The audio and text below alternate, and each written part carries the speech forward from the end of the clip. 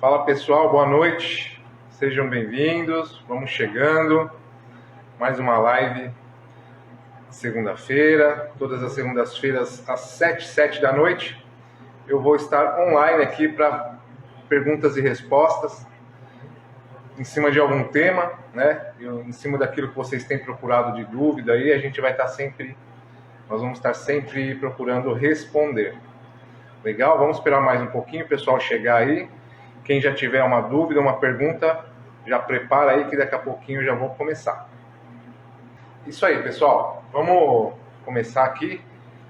Hoje o tema é sobre farinhas, né? Sobre farinha na panificação.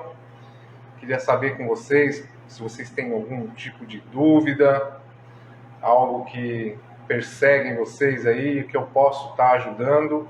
Perguntem o que quiser e eu vou responder o que souber.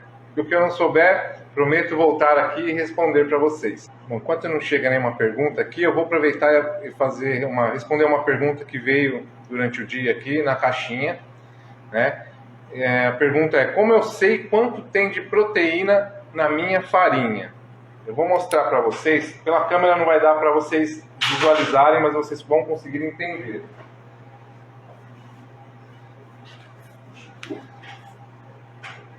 Nas farinhas importadas, quase todas elas, vem descrito já o teor de proteína, percentual de proteína e o W de cada tipo de farinha. Nas farinhas nacionais nós não temos isso, mas a gente consegue ver pelo menos a proteína na tabela nutricional que tem aqui do lado. Né? Essa daqui, por exemplo, que é a orgânica, que a gente utiliza na padaria aqui, está escrito proteínas 11 gramas, que é referente à porção de 120 gramas de farinha. Tem farinha que vem dividido por 2. Então pode ser que apareça aqui 5 gramas, 6 gramas para cada 50 gramas. Então você dobra o peso, vai dar o percentual por 100 gramas. Então se tiver 5 aqui por 50, essa farinha tem 10% de proteína sobre o peso de 100 gramas da farinha.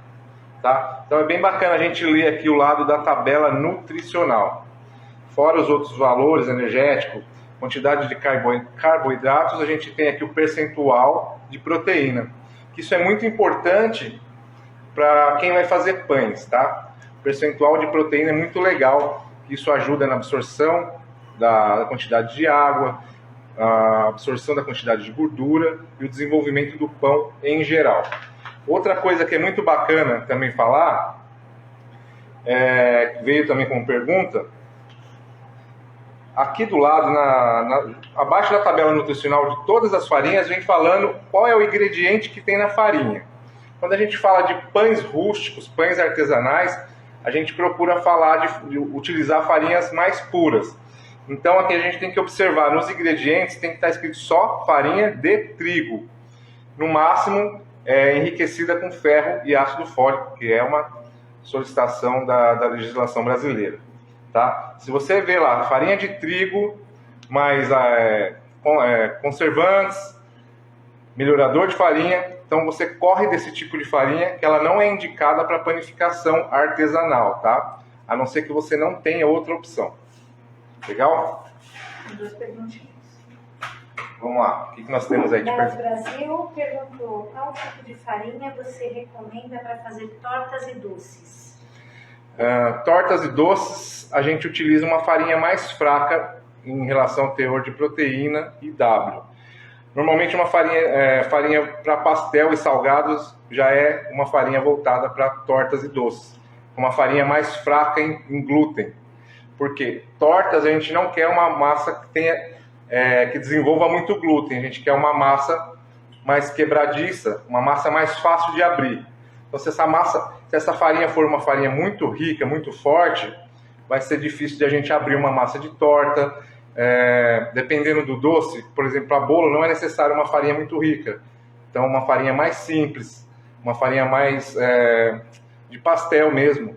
Ou existem farinhas específicas para bolo. Então são farinhas mais fracas. A outra, Gilberto Ferreira, perguntou: Chefe, qual a isca de sua preferência você usa para um princípio de fermentação natural? Massa madre.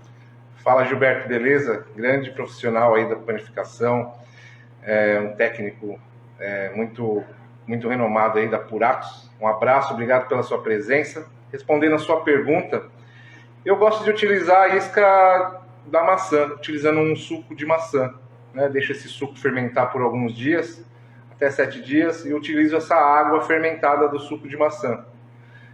Só água e maçã, mais nada. Mas pode ser também utilizado uma uva passa, uma fruta cristalizada.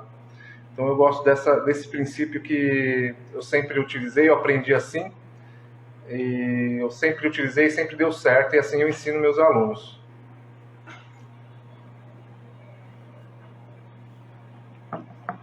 Temos mais perguntas?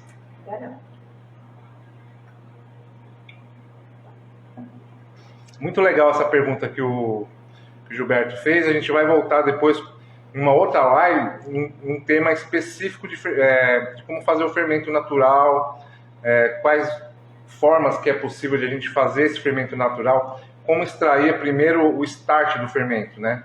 Tem várias opções hoje, tem várias formas de fazer o fermento natural, e é um assunto bem bacana. Eu vou até deixar anotado aqui, para a gente marcar uma live e falar sobre como criar o fermento natural. Entrou na live Útil Fornos. Fala, Útil Fornos, grande parceiro aqui Flávio da Fartelli. Um abraço, Flávio. Gilberto agradeceu. Mandou um abraço. Um abraço, Gilberto.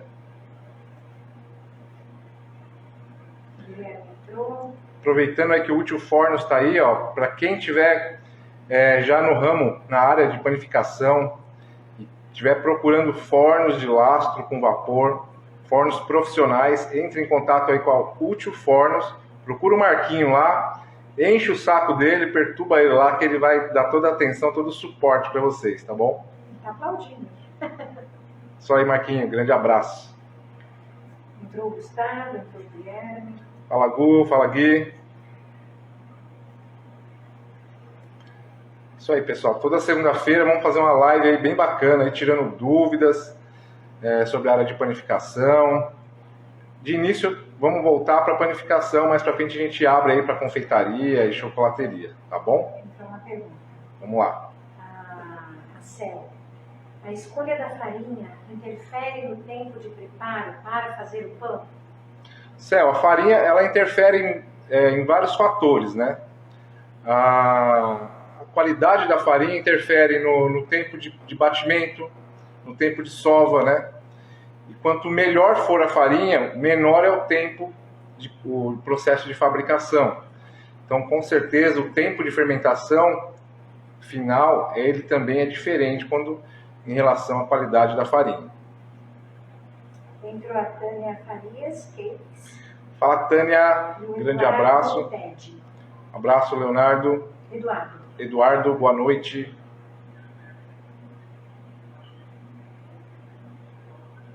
Vamos lá, pessoal. Perguntas e respostas sobre farinhas na panificação.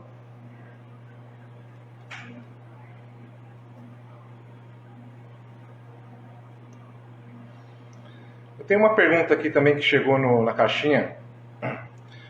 Qual W tem uma farinha de supermercado? Ou seja, qual W, o que é W? E farinha de supermercado, para quem não sabe, é aquela farinha comum que a gente encontra no supermercado, um saquinho de 1 quilo, né? O W representa a força de cada trigo, né? A força está aliada aí também à absorção de água, ao tempo de fermentação que a gente consegue fazer para cada tipo de pão, né? Mas respondendo à pergunta específica, para farinhas de supermercado, para farinhas mais fracas, farinhas para fazer a massa de torta ou de doces, como perguntaram agora há pouco, a farinha, o W gira em torno de 160, né? Ele tem um W de 160 de força, tá? Aí a gente atua aí com no máximo atuaria até 50% de hidratação se fosse fazer um pão com essa farinha fraca, tá? Uma farinha bem fraca mesmo. E uma farinha mais intermediária, que a gente trataria ela como linha de farinha premium, ela varia aí até uns 250 de W de força, onde eu consigo fazer um pão, né, um pão de sova manual, aí, com até 70% de hidratação, eu consigo extrair um bom pão, um pão de qualidade com 70% de hidratação. Tá? Então, uma farinha fraca, 160 de W, uma farinha intermediária, a gente chega até 250 de W. Aí. Entrou o Neto do Império dos Pães. Fala, Neto, grande abraço. Chefe Diogo Duarte. Fala, Diogo, grande confeiteiro. O Raul Paulinho. Fala, Raul, grande mestre das músicas. Grande abraço. Entrou agora uma pergunta da Tânia Farias. Oi, Maurício, boa noite. Tem alguma farinha nacional que você indique para fazer pães? Oi, Tânia, obrigado pela presença. Sabe que a Tânia é uma grande confeiteira e eu acompanho ela, já foi minha aluna do presencial e grande admiração pelo trabalho dela. Respondendo a sua pergunta, Tânia, a farinha nacional para panificação, né? A gente tem várias farinhas, o que vai mudar aí é a região onde você está. A gente tem a farinha Anaconda, a farinha Rosa Branca, farinhas normais. Depois eu mudaria para a farinha orgânica, que tem a farinha da Guebana, que é uma farinha mais pura. Entre essas três aí, são as três que eu recomendo de farinha nacional. Se você não tiver acesso a essas três farinhas, me dá aí uma relação de farinhas que você tem na sua região, para ver se eu consigo te auxiliar melhor. O Gilberto também perguntou, assim, poderíamos explicar qual é a diferença entre uma farinha nacional tipo 1 como uma importada 01? A 00? 01. 01? Nacional tipo 1 com uma importada 01. Bom, primeiro que o que muda aí, Gilberto, entre uma e outra é a granulometria, né? Isso já vai pela nomenclatura da farinha, 01 e tipo 1. E o que muda também de uma para outra é o teor de proteína e o W, né? Normalmente as farinhas lá de fora, as importadas, elas vêm com essa nomenclatura já escrita no rótulo da farinha, o W e o teor de proteína. E o que isso define para cada tipo de segmento na panificação. Uma farinha com W maior para um tipo de pão, uma farinha com W menor para outro tipo de pão. E nós aqui só temos a farinha tipo 1, né? Toda a nomenclatura da nossa farinha é tipo 1, então a gente tem que estar acompanhando lá o rótulo e lendo lá a parte de proteínas, fazendo testes para descobrir qual farinha se adequa melhor àquele tipo de pão.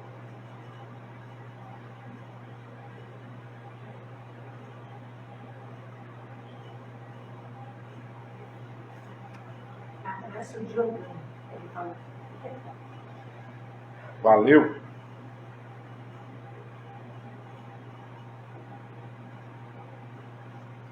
Outra pergunta que fizeram na caixinha aqui, que também vale para as perguntas que já fizeram. Farinha premium é boa para pães rústicos? Farinha premium tem que ser boa para pães rústicos, porque teoricamente a farinha com nomenclatura de farinha premium, ela tem que ser uma farinha mais pura, tá?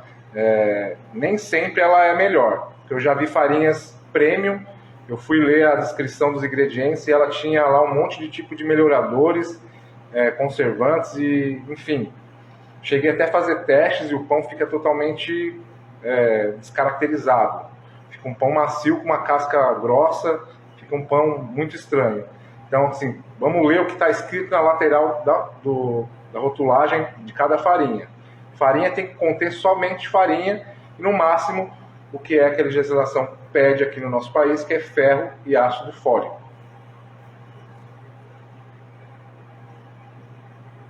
O chefe Diogo Duarte, ele está falando, estive uma vez em Assunção, no Paraguai.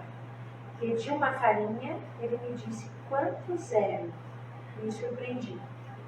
Sim, essa região, Argentina, México, Paraguai, eles têm a nomenclatura deles também baseada no 0, né?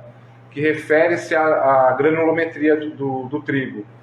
se eu não me engano, chega até a ser 4-0, seria 0,0000. 4 zeros é uma farinha para panificação, que é uma farinha bem mais fina, bem mais moída, né, bem mais processada.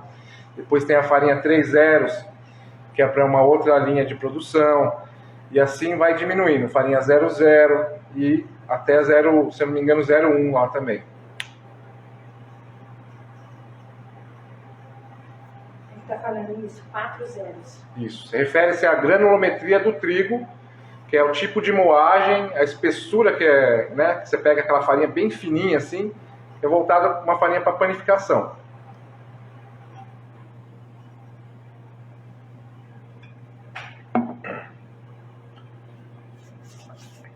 Mas que a gente consegue fazer também outros tipos de preparos, né? Mesmo sendo uma farinha para panificação, a gente consegue fazer outros tipos de preparo. Mas é uma farinha mais processada. Então é uma farinha que vai aguentar um pouco mais de hidratação, né? Aí tem que ver o teor o W dela, para a gente ver qual tipo de processo seguir nesse tipo de farinha. Se é uma farinha para longa fermentação, uma farinha para curta fermentação. Entrou mais uma pergunta. Quanto mais fino, melhor para todos os tipos de pães?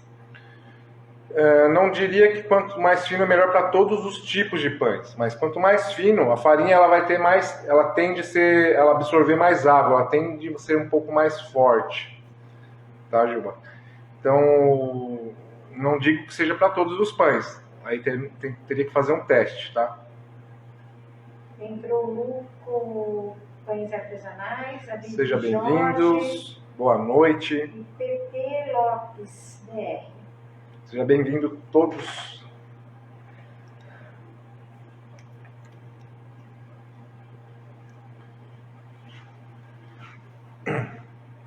Respondendo outra pergunta aqui da caixinha, me perguntaram o que é farinha de glúten e para que serve, né? Farinha de glúten é exatamente a proteína que tem na farinha de trigo, né? E ele é extraído separado da farinha. Muitas vezes para quê? Para enriquecer farinhas mais fracas, para fazer alguns outros tipos de preparos que utilizam só o glúten, tá? Mas de um modo geral, para não ser muito técnico, para quem está iniciando na panificação, a farinha de glúten a gente utiliza para agregar força para uma farinha muito fraca. Às vezes tem região do Brasil que não se encontra um trigo muito bom. Então, se a gente associar um percentual de farinha de glúten a essa farinha, a gente consegue melhorar essa farinha, a gente consegue aumentar o poder de hidratação dessa farinha e aumentar também o tempo de fermentação dessa farinha. É saudável acrescentar glúten na farinha? Não é saudável, porque a gente está inserindo mais glúten. Só em últimos casos que a gente não tem outro recurso, a gente utiliza a farinha de glúten para agregar, enriquecer essa farinha e não utilizar um melhorador de farinha, tá bom? Então, se alguém tiver mais dúvidas sobre glúten, farinha de glúten, manda as perguntas aí que a gente vai esclarecer melhor. Paulo entrou e Guilmar Mazon entrou. Sejam bem-vindos, boa noite.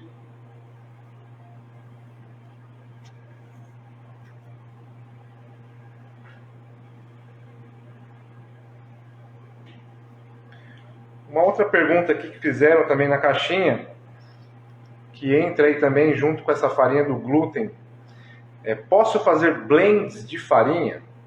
Então, uma outra opção em não utilizar a farinha de glúten seria fazer um blend de farinha. O que é um blend de farinha? É quando a gente mistura 2 tipos ou mais de farinhas de trigo para que essa farinha seja enriquecida e aumente o teor de proteína, o W, agregar sabor, várias coisas. Então, um exemplo muito simples. Às vezes a pessoa não tem recursos para trabalhar só com uma farinha importada, quer trabalhar só com farinha nacional, mas a gente consegue fazer um blend utilizando uma farinha importada e a farinha nacional, onde a gente consegue melhorar a nossa farinha sem encarecer muito o custo do produto final. Então, assim, é válido fazer blend, eu acho que eu recomendo. Eu já fiz muito blend de farinhas nacionais com farinha importadas já obtive resultados muito legais.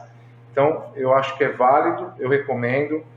É legal brincar com percentuais, aí vai de cada um, tipo de receita que você queira desenvolver, tá bom? Mas é muito legal. Um exemplo aí é misturar uma farinha de Manitoba, é uma farinha muito forte, e uma farinha mais fraca, que a gente consegue ter aí um pão de longa fermentação, utilizando uma matéria-prima mais barata e um custo final aí de um pão para o cliente final com valor mais reduzido. O chefe Diogo, ele está falando que, acho que ele está falando aqui uma mistura, né, que ele soube através de uma engenharia de alimentos, que a indústria hidrata os grãos, como soja, com vapor para as pré-misturas. Como se faz isso artesanalmente?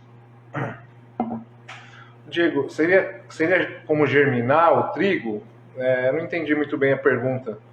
Você pode fazer de novo?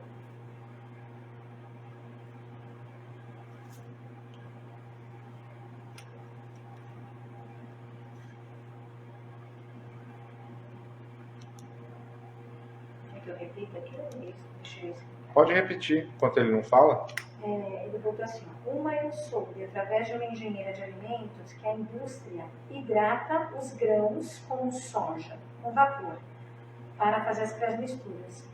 Como se faz isso artesanalmente? Olha, Diego, eu vou ficar te devendo a resposta, tá? Porque eu nunca fiz esse processo de forma artesanal, muito menos industrial. Eu vou pesquisar isso aí, e vou voltar com essa resposta num próximo tópico aí, respondendo isso para você. Ele escreveu embaixo agora: as misturas de pães que vêm com grãos como pão 12 grãos. Tá, então a gente pode, normalmente, quando a gente trabalha com grãos na mistura da massa, eu normalmente tenho duas opções, tá? Eu não trabalho nunca trabalhei com vapor. Ou eu levo ao forno uma temperatura moderada de 150 graus aí por uns 10, 15 minutos, e depois eu reidrato esse grão com pelo menos 50% de água sobre o peso dele, ou eu utilizo ele de forma natural, do jeito que ele já vem do fornecedor, tá? Então, eu só utilizo dessas duas formas. Eu nunca fiz no método de vapor, vou até pesquisar sobre isso para ver esse método e poder repassar e multiplicar essa informação para todo mundo. Bom saber isso daí. Henrique Santos. Fala, Henrique, abraços, boa noite, seja bem-vindo. Pessoal, na semana passada a minha câmera, eu não vejo o que acontece aí atrás, tá? Tem uma pessoa aqui que me ajuda fazendo as perguntas e teve pessoas que quiseram participar da live aqui, então eu peço desculpa de eu não ter aceitado aqui, porque eu não vi, tá? Então foi uma falha nossa aqui, a gente está se adaptando. Então se alguém quiser participar aqui da live hoje, fica à vontade, manda o convite aí que eu vou dar o aceitar aqui, a gente vai bater um papo, vamos falar sobre farinhas e vamos ajudar aí o pessoal que tem dúvida, que está começando, né? A gente não sabe tudo, mas o que a gente sabe a gente vai multiplicar aí. Legal? Fica aí aberto o convite para quem quiser participar.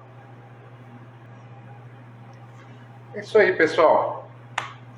Que foi mais uma live hoje, que a gente veio falar sobre farinhas. Espero que eu possa ter conseguido ajudar vocês respondendo as dúvidas. Tá? Caso surja alguma outra dúvida no decorrer da semana, fiquem à vontade de me perguntar. Veio uma pergunta aí? Entrou. Vamos lá. Esse R. Cohen, ele falou lá: parece que usar farinha italiana ou francesa virou o padrão. Não é hora de valorizar o nosso produto nacional? Olha, eu concordo. O Brasil já desenvolveu farinhas excelentes, tá? As farinhas importadas são ótimas, não posso negar isso, mas a gente já tem produto aqui que compete de igual para igual. Então, vai de cada padeiro, né? Vai de cada um aquilo que é mais interessante para cada um. Eu sou a favor de a gente optar utilizar produto nacional, 100% nacional. Desde uma farinha, um forno, equipamentos nacionais nós temos aqui equipamentos excelentes que competem perfeitamente com os importados. Não que eles não sejam bons, mas o valor às vezes fica inviável, né, de trabalhar. Bom, pessoal, não quero me estender muito aqui, acho que já deu para a gente brincar aqui, falar um pouco sobre farinha, teve bastante dúvidas, a gente conversou bastante sobre isso. Caso ainda surja algumas dúvidas durante a semana, podem me mandar mensagem pelo direct, que eu vou responder. Se eu não responder, eu levo para a próxima live, que segunda-feira que vem, 7 da noite, ao vivo aqui no meu Instagram. Eu espero por vocês até semana que vem. Obrigado de novo, valeu, boa noite, fiquem com Deus e até semana que vem. Valeu!